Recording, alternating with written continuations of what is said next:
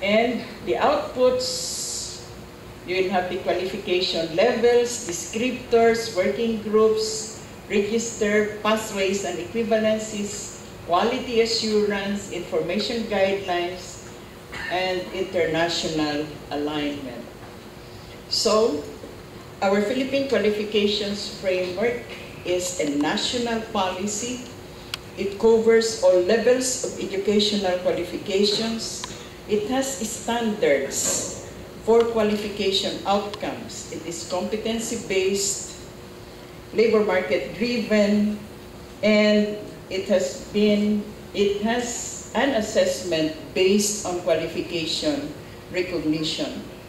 It covers all the trifocal education system, basic education, technical and vocational education, and higher education. It covers all systems, institutions and systems for training, including specialization, skills and competencies, work experiences, and I have said, this works within the ambit of lifelong learning. The objectives, we have national standards and levels of outcomes of education and training. We have national regulatory and quality assurance mechanisms. I know that for higher ed, this will be discussed by Commissioner Bautista. We have pathways and equivalencies for the access to qualifications. Individual lifelong learning goals for progress through education and training, and alignment with international qualifications framework. So these are the governance is under the Philippine National PQF National Coordinating Committee. Take note that except for the Department of Labor and Employment, all the 4 other agencies are regulators and at the same time qualification agencies. DepEd is the regulator and qualification agency for basic education. TESDA is the regulator and qualification agency for TVET. CHED is the regulator and qualification agency for higher education, and PRC is the qualification agency for the 46 regulated professions and counting. Counting because there is a bill filed to separate occupational therapy from physical therapy. There's a bill filed to regulate food technology, to regulate speech pathology, to regulate microbiology, instrumentation, and evaluation, whatever that means. And ano na naman yung mapapasadahan na existing regulated professions. And believe it or not, the latest na hindi pa namin nasasagot, wala pa kaming comment, are the basketball coaches. Yes. So these are the Philippine working groups. We have TESDA for the qualification register. Tingnan ninyo, napakabigat talaga na nasa CHED. It's quality assurance and pathways and equivalencies. You cannot speak of qualifications framework without learning outcomes, because pag sasabihin sa iyo, 18 units ako nag-18 units ako. So what if you have 18 units? Master's degree ako for this one. So what if you are a masteral degree? Because now with the qualifications framework, you must be able to demonstrate the learning outcomes that you have for that masteral degree and for that 18 units, whatever that you have taken. And quality assurance, why? Because this is the only way that a recipient of the certificate or any document where the qualifications and competencies of an individual is indicated as passed through quality assurance mechanisms, and therefore it is the jurisdiction of CHED under this governance structure, and CHED has passed already CMO 46 on typologies for outcomes-based education and quality assurance. I don't know, it's still subject for debates. But siguro, we end our debates and work hand in hand together. Because kahit saan ka naman pumupunta, iyon ang hinahanap. In all the countries that I have been to, working for the recognition of the qualifications and competencies of our different professionals, there's only one question, one basic question na palagi nilang tinatanong. Are your accreditation mandatory? Why? External accreditation really means that quality assurance over and above the minimum requirements of CHED is really enhanced or assured. And then we have the guidelines, and medyo mabigat yung binigay sa amin. It's international alignment, and that is the reason why the boards are always now out there, because we cannot do international alignments by sitting in our offices and not talking to guys like you. And that is the reason why I told my two commissioners this is equally important, because this is talking to our stakeholders, consulting with you on what will happen that will affect each and every one of us in this room without exception. Kasama na yung keynote speaker natin at ako rin. So this is our Philippine Qualifications Framework. We have level 8 levels. Usually we have 8 to 10 levels. But if you go, for instance, to Canada, Canada's sectoral qualifications framework, and Ontario's qualifications framework, they have 13 levels. If you go to Saudi Arabia, they have 6 levels. Emirates has 10 levels, and even in ASEAN, which I am going to show later, you will see the different levels of qualifications. So take note, that is the reason why it took quite some time also for our DepEd to come up with the strands in our K-12, because take note that for grade 10, those already in the junior high school will have already level 1 competency, which is also equivalent to NC1 of TVET.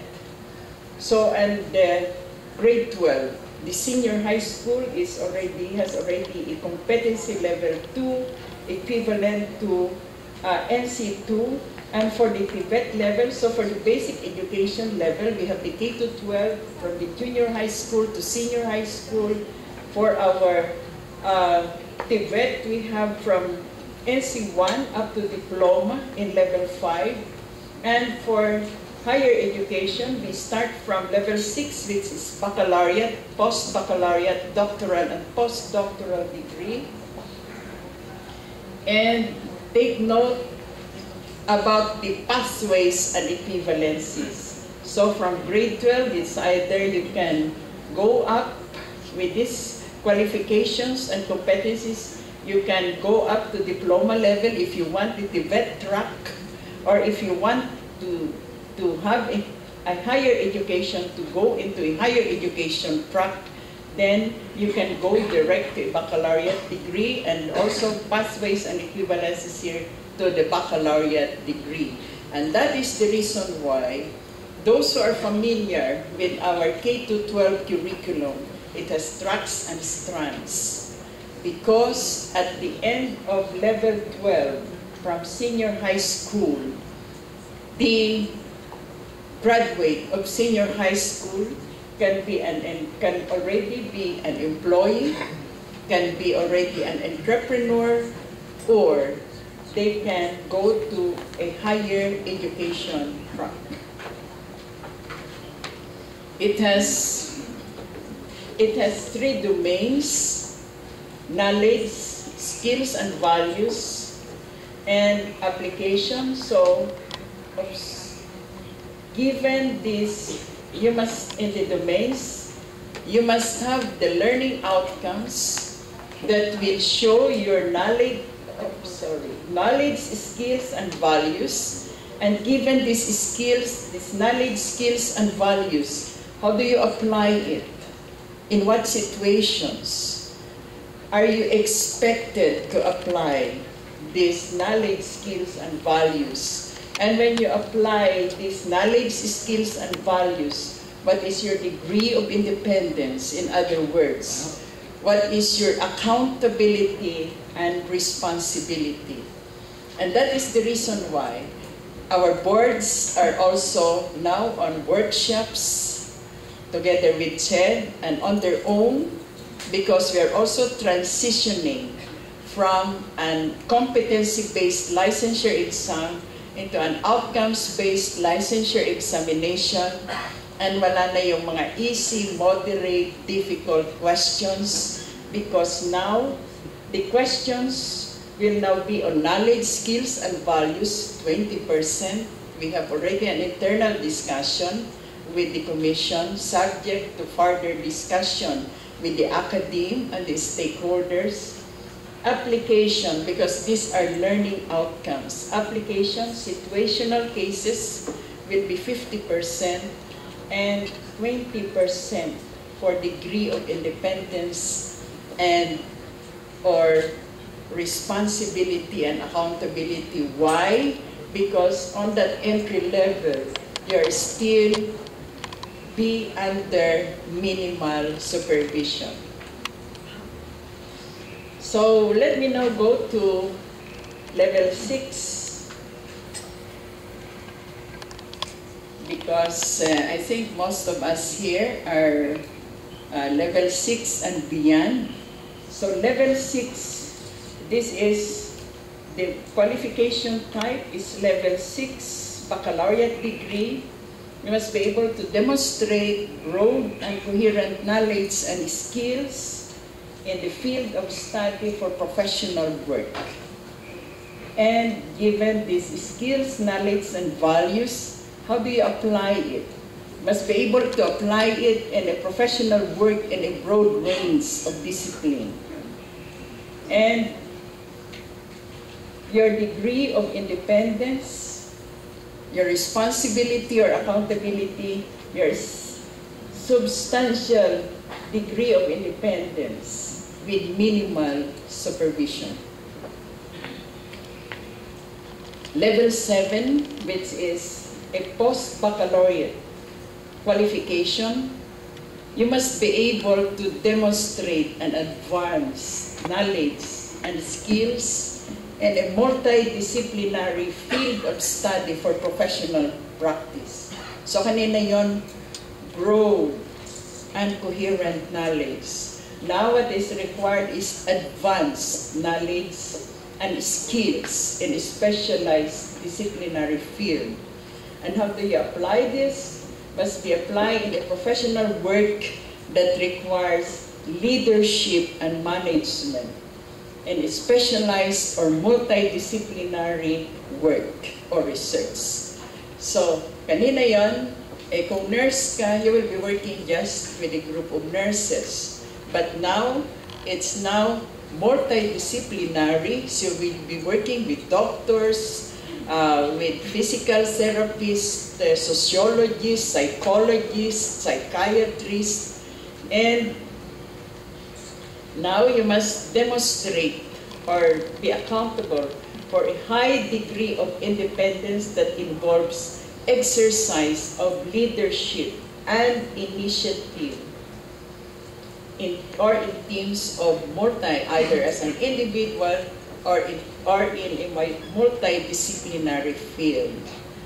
Now let's go to, this is the post-baccalaureate program. Remember, wala na yung master's degree and everything. If you are able to demonstrate all of this, then once, as I would like to go back to Commissioner Cynthia and Ched, once you'll be able to establish, because they're the ones in charge of pathways and equivalencies, then all the credit units for your formal, non-formal, informal, and work experiences, this will now be transformed into a credit units. And it will be now checked because they are the qualification agency. They're not the ones to say that you belong, that your qualifications and competencies are already level 7. And level 8, kung yung kanina ay advanced knowledge, now this is highly advanced and systematic knowledge pa. And skills in highly specialized and or complex. Kanina yon multidisciplinary, specialized. Now, this is highly specialized and complex, multidisciplinary field, or for complex research or professional practice. And how do you apply this?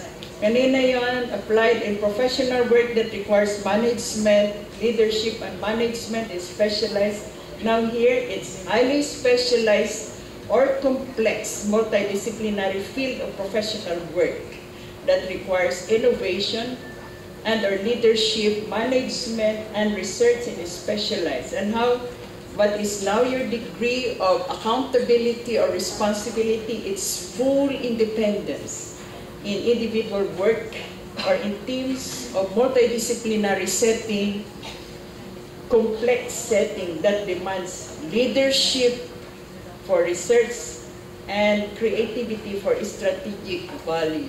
So, if you are now in level 6 or in level 7 or in level 7, so if you're in level 6, what does it take for you to come to level 7?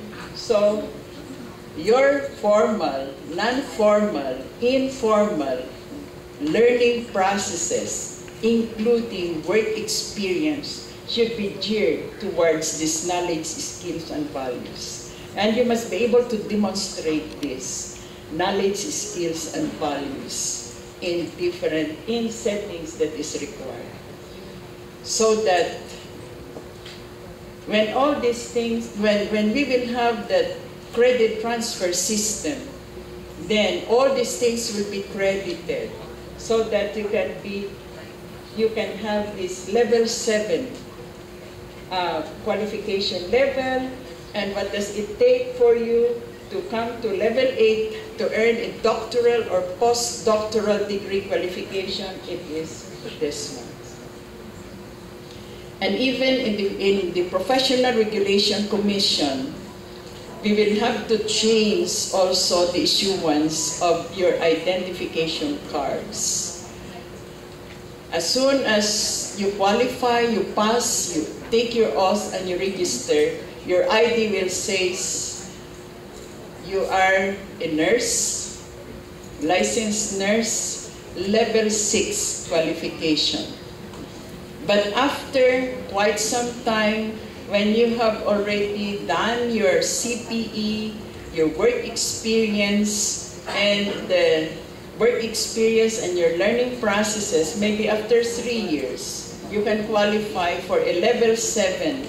Now your ID will also state you are a nurse on a level 7 qualification. And maybe after more years, and you come back, your ID now may have a level 8 qualification with a certain specialization. So that kasi ngayon, sa totoo lang, nahihirapan ang ating mga professionals.